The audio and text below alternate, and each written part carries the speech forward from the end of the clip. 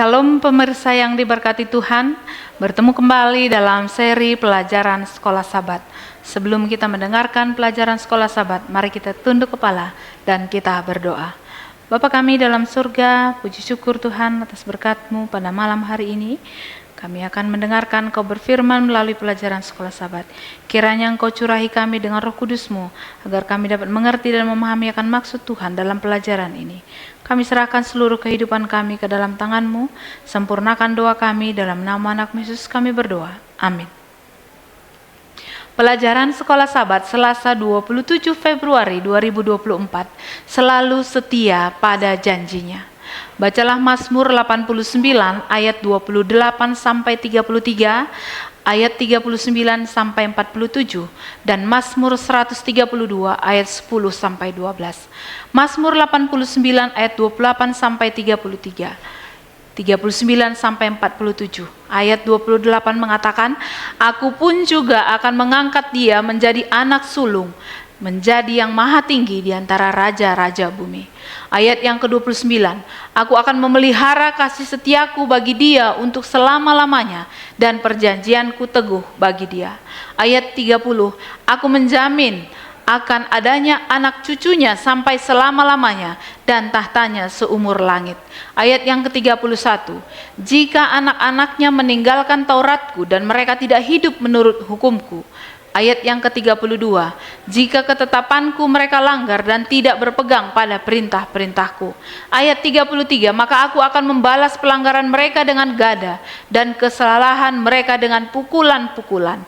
Ayat yang ke-39, "Tetapi engkau sendiri menolak dan membuang, menjadi gemas kepada orang yang kau urapi." Ayat yang ke-40, "Membatalkan perjanjian dengan hambamu, menajiskan mahkotanya laksana debu."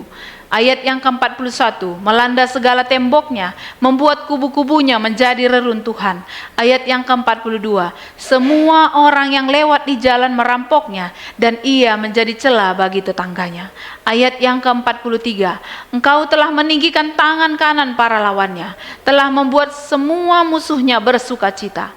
Ayat yang ke-44, "Juga kau balikkan mata pedangnya dan tidak membuat dia dapat bertahan dalam peperangan." Ayat yang ke-45, "Engkau menghentikan kegemilangannya dan tahtanya kau campakkan ke bumi."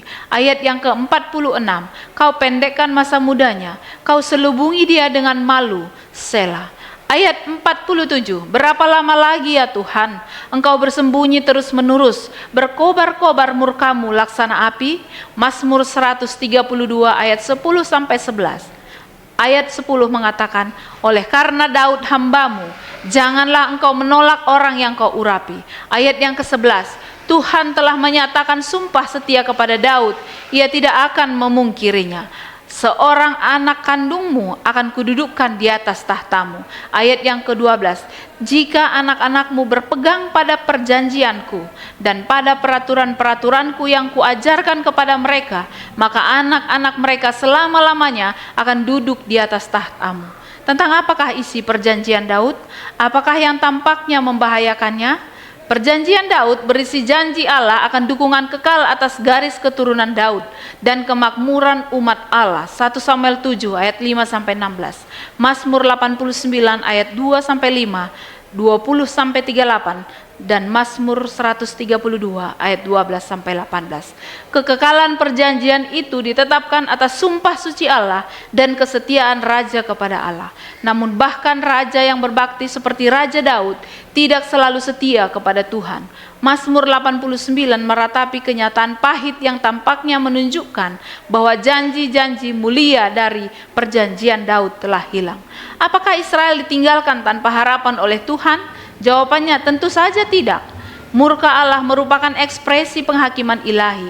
Mazmur 38 ayat 2, Mazmur 74 ayat 1.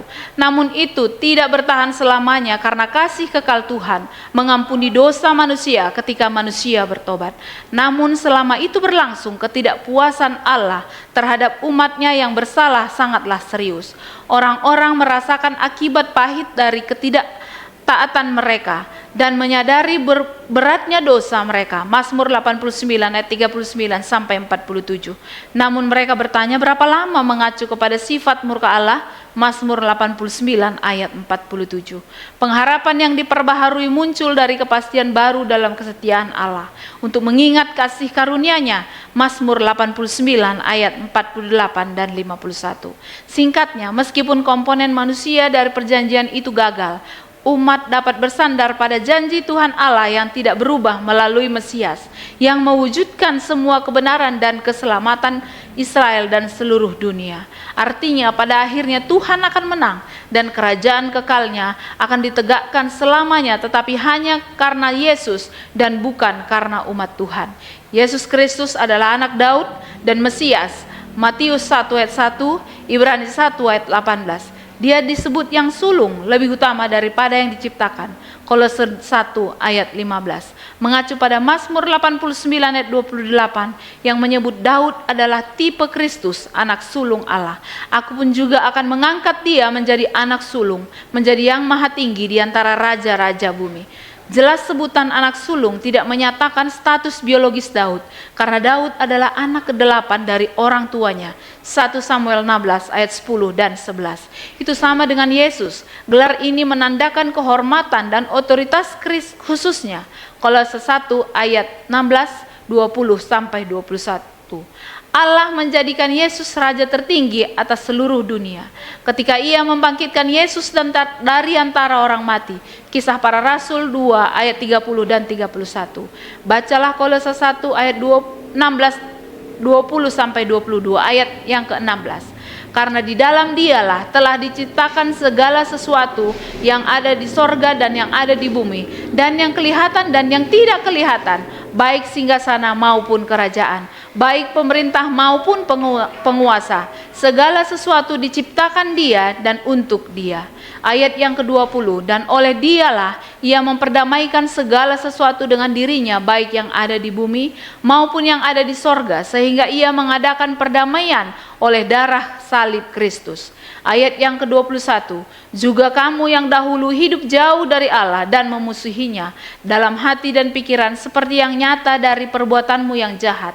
Ayat yang ke-22, sekarang diperdamaikannya di dalam tubuh jasmani Kristus oleh kematiannya, untuk menempatkan kamu kudus dan tak bercela dan tak bercacat di hadapannya. Apakah yang ayat-ayat ini ajarkan kepada kita tentang siapa Yesus dan apa yang telah Dia lakukan bagi kita? Janji apakah yang bisa Anda dapat ambil dari ayat-ayat ini untuk diri Anda sendiri? Tuhan memberkati. Mari kita sama-sama tunduk kepala dan kita berdoa. Bapa kami dalam surga, puji syukur Tuhan atas berkat-Mu pada malam hari ini. Kami sudah mendengarkan firman Tuhan. Biarlah firman-Mu ini tidak berlalu begitu saja, tetapi kami dapat gunakan dalam kehidupan kami sehari-hari. Kami serahkan seluruh kehidupan kami ke dalam tangan-Mu.